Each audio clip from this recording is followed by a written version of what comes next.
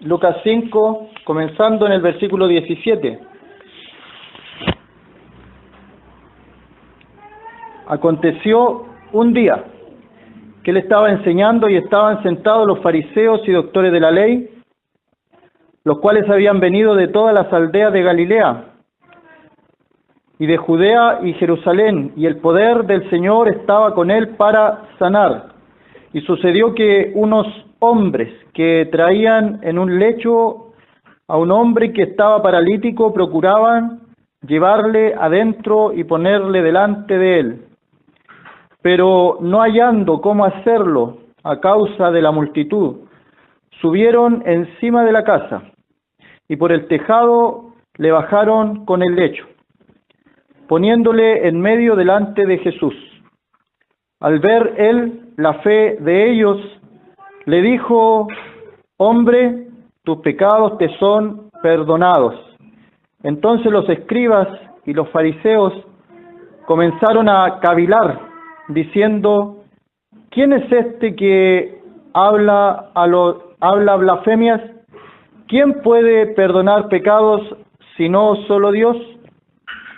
Jesús, entonces, conociendo los pensamientos de ellos, respondiendo les dijo: ¿qué caviláis en vuestros corazones? ¿Qué es más fácil decir: tus pecados te son perdonados? ¿O decir: levántate y anda? Pues para que sepáis que el Hijo del Hombre tiene potestad en la tierra para perdonar pecados, dijo al paralítico: a ti te digo, levántate, toma tu lecho y vete a tu casa. Al instante, levantándose en presencia de ellos, tomando el lecho en que estaba acostado, se fue a su casa, glorificando a Dios. Y todos, sobrecogidos de asombro, glorificaban a Dios, y llenos de temor decían: hoy hemos visto maravillas. Hasta ahí por el momento la lectura.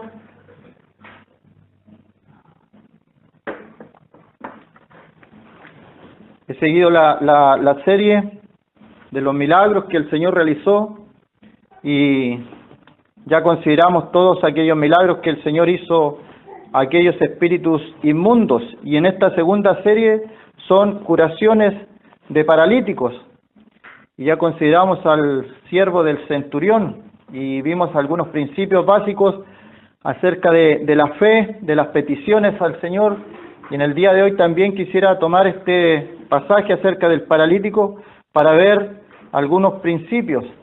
Y aquí hay un principio de intercesión. Luego vamos a ver que también el Señor muy pocas veces se acercó a una persona para sanarle. Siempre eran las personas que se acercaban al Señor. Vemos en la Escritura cómo le esperaban a las afueras de las ciudades, le esperaban en el camino, seguían a Jesús en el camino. Algunos le gritaban: Hijo de David, ten misericordia de mí. Los leprosos, por ejemplo, tenían que estar en un lugar aparte, pero vemos en la Biblia que el Señor no fue a esos lugares, sino que eran los leprosos que salían a buscar al Señor. Por lo tanto, hay un principio desde ya, que el Señor no obliga a nadie, a ninguna persona le obliga a algo que la persona no quiera. Y es un principio importante porque todas estas enfermedades que el Señor sanó son figura en lo espiritual de nosotros, en nuestra vida espiritual. Y tenemos las dos verdades, que es la soberanía de Dios. Así que Dios salva a quien quiere, cuando quiere y como quiere. Por lo tanto, nosotros fuimos salvados porque desde antes de la fundación del mundo ya Dios había decidido salvarnos a nosotros. Pero también está la otra verdad, que también la tenemos en la Biblia: la responsabilidad del hombre, la responsabilidad del ser humano. Que busquemos a Dios, buscad a Dios mientras puede ser hallado. Deje el impío su camino. Son cosas que el hombre debe hacer. Y en las sanidades es lo mismo. Eran los enfermos que se acercaban al Señor, y en una oportunidad el Señor a un paralítico le dice, ¿quieres ser sano? Vemos ese caso donde el Señor se acerca a preguntarle a la persona si quiere ser sano, pero los demás eran las personas que venían al Señor, eran las personas que pedían su sanidad. ¿Qué quieres que te haga? Que recobre la vista. Señor, si quieres puedes limpiarme, le dijo un leproso. Eran las personas que se acercaban al Señor. Y en lo espiritual es lo mismo. Como dije, si bien tenemos pasajes como el de Romanos, que dice que no hay quien busque a Dios, pero también en la predicación del Evangelio y a los creyentes también se nos invita a no alejarnos de Dios, a no estar lejos de los caminos del Señor, porque también está la verdad de la responsabilidad del hombre. Pero ¿qué pasa en este caso en específico? Hay un hombre que no puede acercarse por sus propios medios al Señor. Y aquí yo veo el caso de la intercesión. Personas que en lugar de otro se ponen de acuerdo para ayudar a este hombre, que no tenía ninguna posibilidad de acercarse al Señor. Y por todos los medios ellos consiguen que esta persona paralítica esté frente al Señor. Y se lo enseñamos a los niños, y lo enseñamos en las escuelas dominicales, tal vez alguno aquí se lo sepa de memoria, este caso del paralítico, pero es bueno repasar, recordar, porque a veces tenemos tan mala memoria que se nos olvidan las cosas, o están ahí. Y el Señor quiere que avivemos ese fuego que hay en nosotros, que no se apague la llama que el Señor ha puesto en nosotros, porque Él es misericordioso, y Él dice en su palabra que no apagará el pábilo que humea. Y tal vez hay muchos de nosotros en esta tarde que somos como aquel pábilo que humea. Cuando las velas ya están humeando y las personas llegan y lo que hacen es apagar aquella vela, lo que le queda de llamita. Pero el Señor no es así. El Señor es un Dios de restauración y lo consideramos todo el año pasado, como Él restauró por medio de sus siervos las puertas de Jerusalén. Es un Dios de restauración. Y el Señor quiere restaurar. El Señor no apaga el pábilo que humea. O sea, esa velita que está echando humo, el Señor no va y la apaga, sino que quiere que vuelva a prenderse, que vuelva a dar luz. Y aquí vemos un hombre que ni siquiera está como aquel pábilo que humea. Ya no tiene esperanza, está todo perdido, no puede hacer nada por sus propios medios. Y está Jesús, está nuestro Señor. Y aparecen las provincias, las ciudades, las aldeas. Dice el versículo 17, los cuales habían venido de todas las aldeas. Y en otros pasajes también consideramos que es importante las ciudades grandes, pero también son importantes las aldeas, las pequeñas poblaciones, los pequeños lugares. La idea del Señor es que en cada lugar donde hay personas, donde hay gente, también se vaya predicando el Evangelio. No solamente a las regiones grandes, no solamente a las ciudades, sino también a las aldeas, a los pequeños pueblos. Y aquí el Señor vienen a verlo, y es interesante que lo vienen a ver los fariseos y los doctores de la ley, que lo criticaron, le hacían preguntas para sorprenderlo, para pillarlo en alguna cosa, pero estos mismos hombres, algo había en ellos, alguna inquietud tenían ellos que querían ir a verlo y recorrían distancias para ir a ver al Señor. Y vemos a Nicodemo, José de Arimatea y Saulo, el apóstol Pablo. Eran fariseos y salieron de esta secta de los fariseos y se convirtieron al Señor. Pero no se sabe más de otros fariseos, tiene que haberlo sabido, que se convirtieron al Señor, pero en un primer momento ellos van donde el Señor por cualquier otra cosa. Incluso más adelante vamos a ver cómo ellos están yendo al Señor con el afán de hacerle preguntas capciosas, de sorprenderlo en alguna, de tentarlo al Señor para ver sus respuestas. Y la Biblia nos muestra más adelante cómo la gente iba y decía, jamás hombre alguno ha hablado como este hombre. Y ese es nuestro Señor.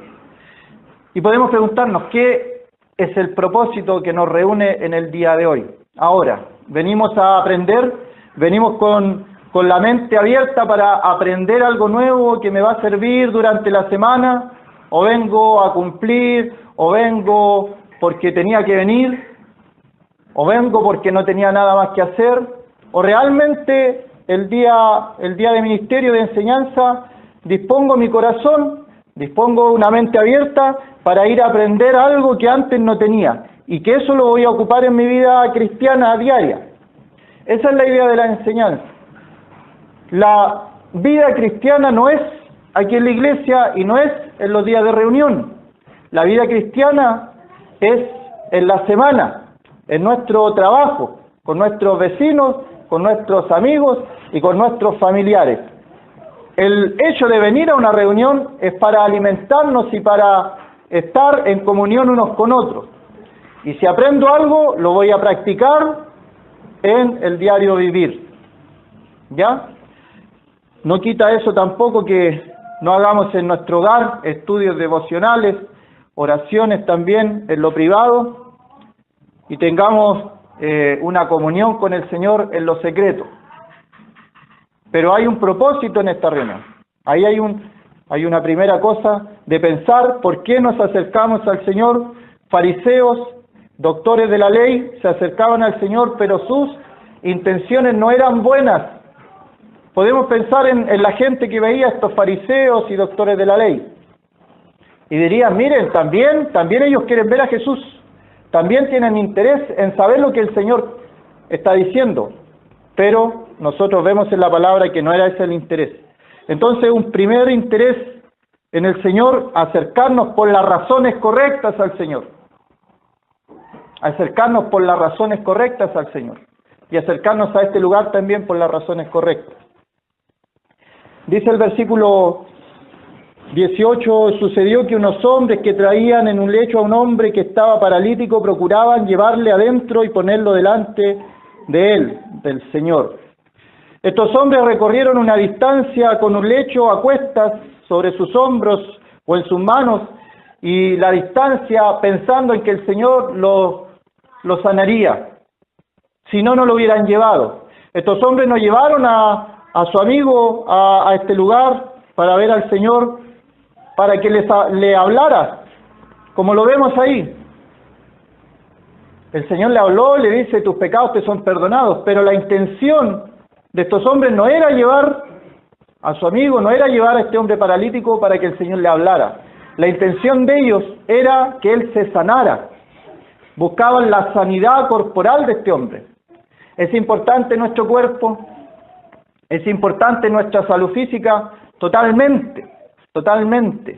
Por ella nos desenvolvemos, y si llegamos aquí es porque nuestro cuerpo lo permitió. Y hay otras personas que están en el hospital y están con tubos de oxígeno en estos mismos momentos donde nosotros no nos cuesta nada respirar. Hay personas conectadas a respiradores artificiales y no pueden hacer nada sin ellos. ¿Le hemos agradecido al Señor por eso?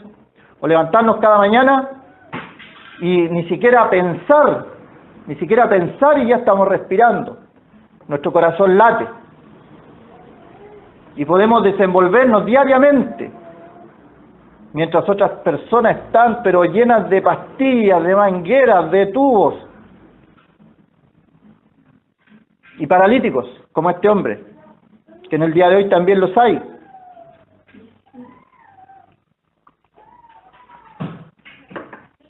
¿Quién hace que las personas nazcan de esta forma? ¿Acaso no es el Dios soberano? ¿Acaso no es el Dios soberano que le dijo a Moisés, no hice yo al mudo? ¿Quién permite que las personas nazcan ciegas? ¿Quién permite que las personas nazcan sordas? ¿Quién permite que las personas nazcan como nacen? ¿No es acaso Dios soberano? ¿Tenemos claro ese concepto de que todo lo que nos pasa, todo lo que nos sucede y todo lo que ocurre a nuestro alrededor es obra de un Dios soberano? Lo decimos, lo repetimos, hay textos que nos aprendemos y lo repetimos de la soberanía de Dios. Pero de repente se escuchan comentarios. Por eso digo, pregunto, ¿está claro ese concepto de que todo lo que pasa a nuestro alrededor es obra soberana de Dios? soberana. Dios hace como quiere, con quien quiere y cuando quiere. Pero le pasa algo a alguien y dice, si hubiera puesto más cuidado no le habría pasado.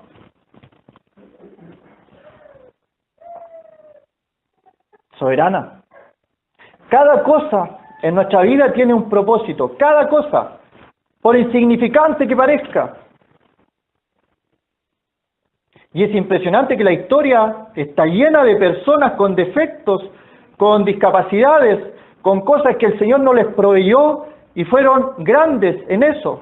Y se cumple una palabra que aparece en la Biblia, que el poder de Dios se perfecciona en la debilidad, porque cuando son las personas débiles y no tienen a dónde acudir, a dónde mirar, miran hacia adentro y tampoco encuentran nada, como los filósofos, entonces tienen que por obligación mirar hacia arriba y ver al Dios soberano.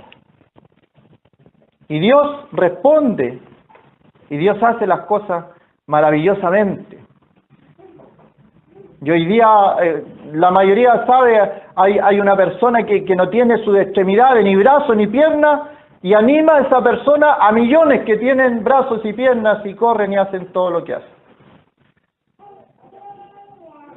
Hay personas ciegas que son usadas por Dios, incluso hay algunos que todavía no han conocido al Señor como Salvador, pero el Dios soberano ocupa a esas personas.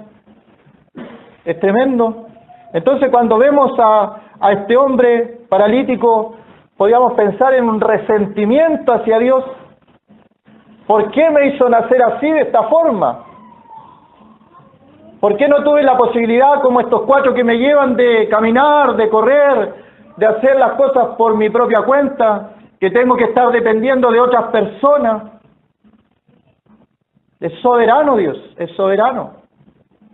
Pedro, su hermano Andrés, a uno lo escogió para estar en un círculo íntimo con el Señor, que era Pedro. Y los otros 2 del círculo íntimo, Juan y Jacobo, también hermanos, a uno lo dejó vivir muy avanzada edad. Escribió Juan, escribió las cartas de Juan y escribió el Apocalipsis. La historia cuenta que le derramaron aceite hirviendo y no murió. Y lo tomaron y lo llevaron entonces a Patmos, desterrado.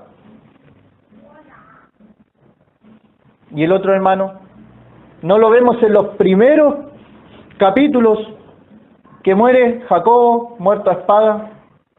Eran hermanos, conocieron en el mismo lugar al Señor, conocieron la primera enseñanza del Señor, fueron ellos.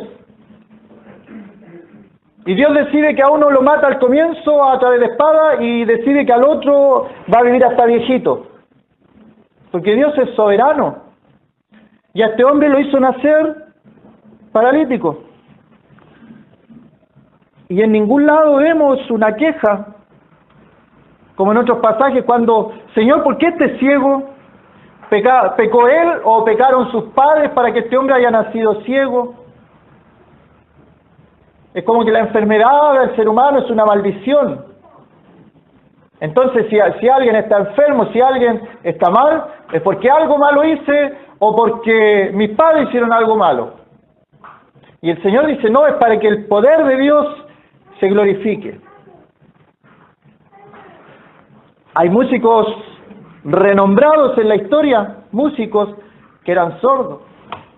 Imagínense. Pintores famosos que estaban mal de la mente.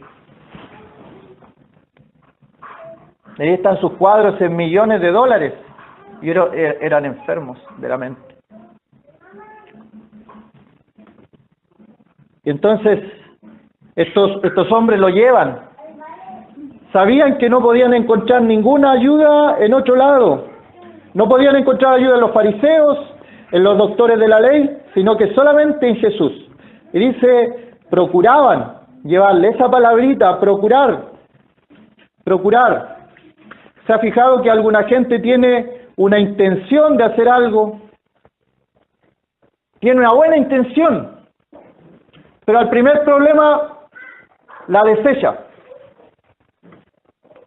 Al primer obstáculo desechamos eso porque pensamos que no era la voluntad de Dios. Pero ¿qué dice el texto? Procurar algo. Lo procuraron con creces, hay unos pasajes. Hay un hombre en la antigüedad que cuando todo el ejército de Israel va corriendo, se arranca de los filisteos. Es la voluntad de Dios. Estamos perdiendo porque Dios nos dio este castigo, estamos perdiendo. Entonces todos los israelitas se arrancan de los filisteos, huyen. Es como cuando nosotros huimos de los inconversos y los vemos más fuertes que nosotros, siendo que tenemos el Espíritu del Señor. ¿Qué es lo que hace uno de esos israelitas? Se da media vuelta y vuelve. Y defiende un terreno de lentejas. Porque era la provisión, era la comida. Y se niega a dejarle eso a los filisteos, el enemigo de Dios. Entonces, hay una buena intención, pero persisten en ello. No es un deseo, oye, podríamos llevar a este amigo, lo podríamos llevar para que el Señor lo sane. Entonces, sí, pero queda muy lejos. Y desisten. Pero estos hombres procuraron llevarlo al Señor, pero cuando llegan, dice el verso 19, pero no hallando cómo hacerlo a causa de la multitud, un segundo impedimento. Después más adelante dice, subieron encima de la casa y por el tejado bajaron con el lecho, poniéndole en medio delante de Jesús. O sea, cumplieron su propósito. Tuvieron un deseo en su corazón, avanzaron en ello y cumplieron su propósito. ¿Se ve la enseñanza o no? ¿Nota usted que la enseñanza es para algo en su vida? Para algo que usted está pasando y usted dice, bueno, y hay algo que parece muy, muy espiritual, pero no lo es. ¿Ha escuchado gente que dice, lo que Dios quiera? Un estancarse, un quedarse. ¿Qué pasa si uno quiere una sanidad? Y lo cuento como experiencia propia. El Señor sabe lo que podemos soportar. Sabe lo que podemos soportar. No echa más carga de la que nosotros podamos llevar. No lo hace. La religión sí lo hace. Y cuidado porque podemos transformarnos en religiosos. Echar cargas y cargas y cargas y vivir la vida cristiana con un peso gigantesco y el Señor quiere que seamos libres, felices, que andemos contentos por la vida. Entonces, tuvieron un propósito, avanzaron en ello, no le importó los obstáculos y lo cumplieron. En la antigüedad tenemos un caso cuando dice Abraham, dice que salió de Ur de los Caldeos porque el Señor lo llamó para ir a la tierra de Canaán. Se quedó en la mitad, pero luego avanzó, entendió y avanzó y llegó donde Dios lo había llamado. No somos perfectos. No somos perfectos. Abraham, el padre de la fe, Dios le dijo, vete de tu tierra, de tu parentela a la tierra que yo te mostraré. Y él se fue, pero llevó parentela. Es figura de nosotros. Si Dios nos muestra algo, si Dios pone un deseo en nuestro corazón, y avanzamos en eso, y queremos hacerlo. Deja tu tierra, dejó la tierra, y tu parentela, no dejó la parentela. Obedeció a medias, pero obedeció. Hay un dicho que me gusta bastante, no sé si será bíblico, los que dicen que es todo bíblico. Dice que las únicas personas que no se equivocan, ¿quiénes son? Las que no hacen nada. No se equivocan. O sea, si usted está esperando hacer algo por el Señor, por la iglesia, por su asamblea, por su hermano, por su hermana, usted está esperando hacer algo que el Señor puso en su corazón y pretende que va a llegar al final de esa meta, de esa obra, sin equivocarse, está mal. No somos ángeles, No somos perfectos. En el cielo vamos a ser perfectos. Todo proceso tiene margen de error. Por eso el caso de Abraham me gusta. Obedeció, pero era humano. El padre de la fe también era humano, igual que usted, igual que yo. Estos hombres tuvieron el propósito y llevaron a su amigo su lecho y lo llevaron. Y llegan en el versículo 19, dice, delante de Jesús. Y el Señor dice, al ver la fe de ellos, me gusta incluir al que está en la camilla, o sea, la fe de los 5. Pregunto, ¿cómo vio la fe?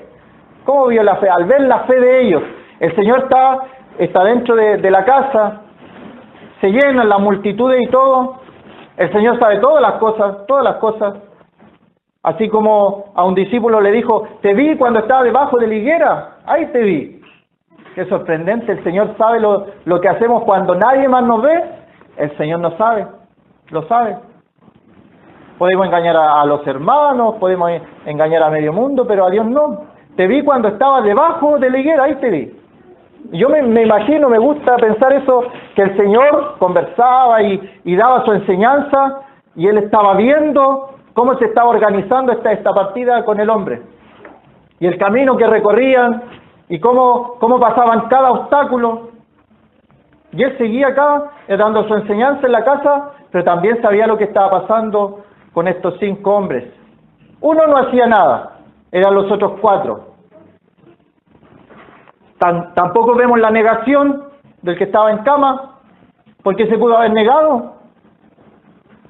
Como cuando le dice al otro paralítico, le dice, ¿quieres ser sano? Señor, y empieza a darle excusa de que cuando el ángel mueve las aguas, viene otro y se adelanta. No le responde a la pregunta del Señor. ¿Quieres ser sano? Sí. Pero ese hombre, que otro caso que más adelante lo vamos a ver, estaba tan empecinado y tenía su fe tan puesta en el ángel que le movía las aguas que no podía ver al Señor que estaba al lado. Entonces, no se frenan ni con la multitud, ni con el tejado, sino que le bajaron, pusieron al hombre delante del Señor, sabiendo que el Señor era el que podía hacer algo. No confiar en nada más. Alzaré mis ojos a los montes. ¿De dónde vendrá mi socorro? Mi socorro viene de Jehová, que hizo los cielos y la tierra. Y sabe que es un ejercicio que me ha servido mucho a mí. Entre más estudio esto de la astronomía, las estrellas, los planetas, es tan grande y tan vasto y tanta que la Tierra es un puntito. La Tierra no es nada. Entonces, cuando la Biblia dice que Dios es el creador de todo eso, yo digo, ¿qué le va a costar algo que uno le está pidiendo? Es pequeñísimo. Aumenta la fe. ¿De dónde vendrá mi socorro? Mi socorro viene de Jehová, que hizo los cielos, el universo, las galaxias, las constelaciones y la tierra. Todo cómo funciona la tierra, en cada cosa de cómo funciona la tierra hay un milagro. Si estuviéramos un poquito más cerca del sol nos quemaríamos, un poquito más lejos nos congelaríamos. Hace salir los vientos de sus depósitos, hace llover en unas ciudades y en otras ciudades no hace llover, soberanía divina. Hace que el desierto en nuestro país florezca y después se vuelva el desierto más árido del mundo. Y la gente lo explica por las corrientes marinas, así como los terremotos por las placas tectónicas, pero ¿podremos nosotros los creyentes caer en eso? Es una explicación humana, pero cuando llueve en un lado y en otro no, dice la Biblia que para juicio de esas ciudades el Señor lo hace. Hace llover en unas ciudades y en otras ciudades no hace llover. Al ver la fe de ellos le dijo, hombre, tus pecados te son perdonados. El verso 20.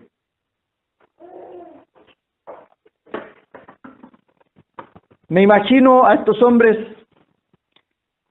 mirando la situación, recorrieron un largo camino, llevando a su amigo para ser sanado. Ellos querían sanidad del cuerpo. Aquí no hay espiritualidad, ellos querían sanidad del cuerpo para su amigo. Entonces el Señor le dice, hombre, tus pecados te son perdonados. En el otro evangelio dice, hijo, tus pecados te son perdonados. ¿Qué pensarían estos amigos? ¿Acaso recorrimos larga distancia para esto? ¿Hay un principio ahí o no? ¿Hay algo que el Señor me quiera decir que lo he leído varias veces y a lo mejor no lo estoy viendo? ¿Cuánto nos preocupamos nosotros por personas cercanas que tenga una buena situación económica, que tenga una buena salud, que tenga estudios, que sea alguien en la vida? Estamos llevando a la persona para que el Señor la sane de su cuerpo. ¿Pero qué es lo que le dice el Señor? Y descoloca todo lo que ellos llevan armado. Hombre, tus pecados te son perdonados. Y quiero que pensemos esto. A veces oramos por alguien, por gente, que le vaya bien en alguna carrera que estudia, o si quiere entrar a una institución militar o de la Fuerza Armada, Carabineros, y dice, ore por mí. Pero lo principal, lo primordial, lo primero, ¿qué es? Con los jóvenes conversaba el otro día. Puedo tener esa sala llena de futuros ingenieros, doctores. ¿Y qué pasa si todos se van al infierno de esa clase? ¿Se fija la diferencia? Que a veces yo no la veo, por eso lo estoy diciendo. Porque a veces nos envanecemos. A veces nuestra vista se nubla y ponemos importancia en lo que para Dios no es importante y para nosotros tampoco debiera ser importante. Pero a veces lo es. A veces para mí lo es. Por eso lo digo. ¿Se fija? Tiene que haberle impactado esto, removido su piso, sus convicciones. Estos hombres dicen, bueno, lo trajimos por sanidad y tú le hablas.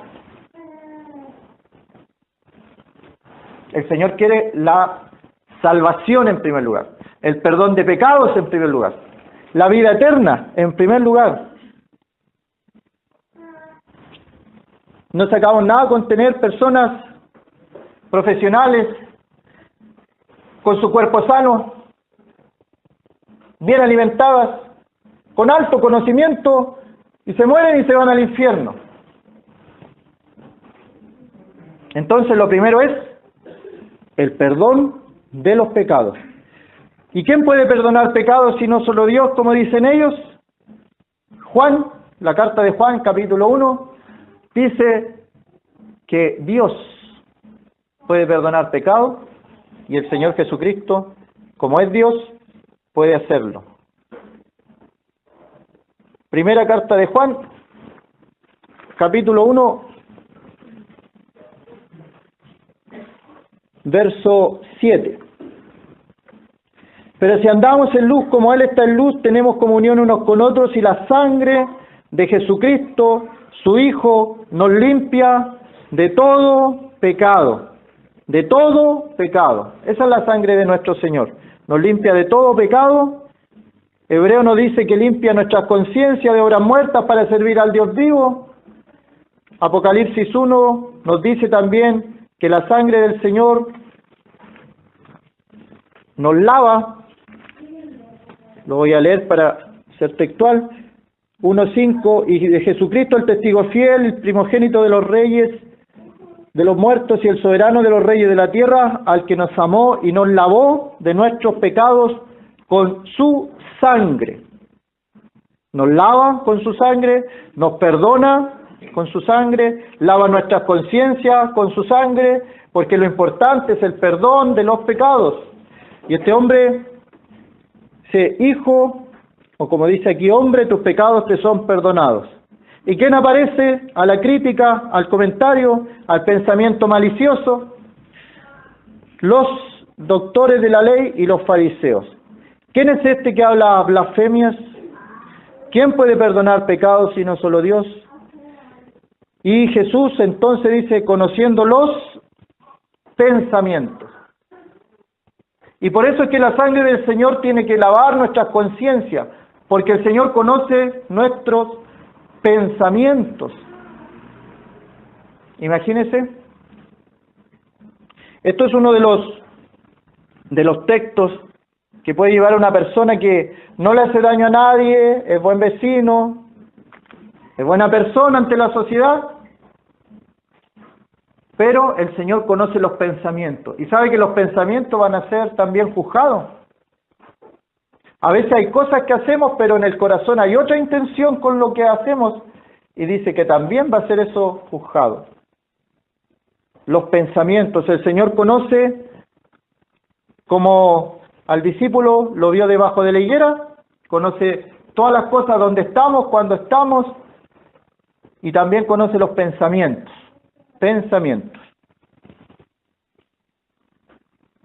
Entonces, conociendo los pensamientos de ellos, le responde, ¿qué caviláis? ¿Qué pensáis en vuestros corazones? El corazón piensa, y la Biblia dice que del corazón del hombre salen los malos pensamientos, los adulterios, las fornicaciones. Es de nuestro corazón, sale todo eso. ¿Y de qué nos llenamos el corazón? Corazón contrito y humillado. A ese corazón el Señor no lo desecha. Un corazón contrito y humillado. ¿Qué es más fácil decir? ¿Tus pecados te son perdonados? ¿O decir, levántate y anda? ¿Qué es más fácil decir? En apariencia podría ser los pecados, porque uno dice, te perdono los pecados, pero no se ve tangiblemente eso. Pero el Señor sanó tanta gente, sanó mucha gente. Al ponerse el sol sanaba mucha gente de toda enfermedad, de los demonios y todo. Pero seguía ahí. Pero para perdonar pecados, para darle el perdón de pecados a una persona, para limpiar la conciencia de obras muertas, para servir al Dios vivo, para lavarnos de nuestros pecados con su sangre, para hacer eso, Él tuvo que dar su vida. Y ya no fue el mismo. Cambió.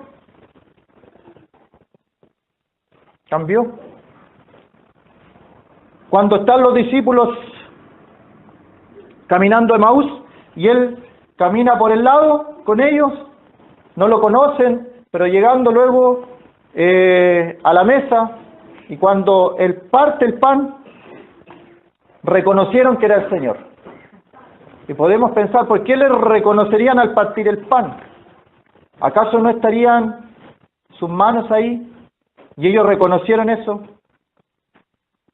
¿Acaso a Tomás no le dice, mete tu dedo en mi mano y mete tu mano en mi costado y no seas incrédulo sino creyente?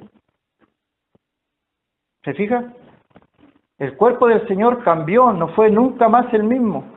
Y al parecer por la eternidad ya no va a ser el mismo.